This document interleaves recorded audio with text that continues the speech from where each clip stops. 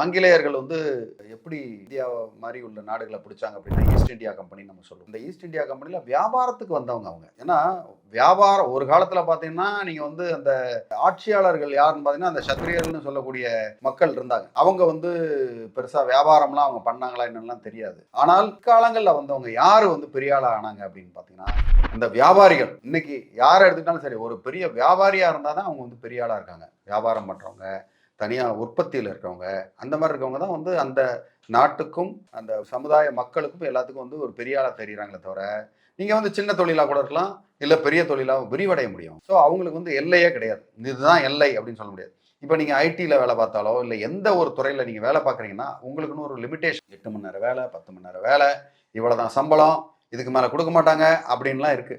But தொழில் அப்படி கிடையாது. எங்க வேணா விரிவுபடுத்த முடியும் உங்க தொழில. எப்படி வேணா விரிவுபடுத்த முடியும். ஓகே. அதுக்கப்புறம் அதுக்கு உண்டான பொருளாதார உதவிகளும் வந்து உங்களுக்கு வெளியில கிடைக்கிறதுக்கு உண்டான வாய்ப்பு இருக்கு. 2வது சுதந்திரம்.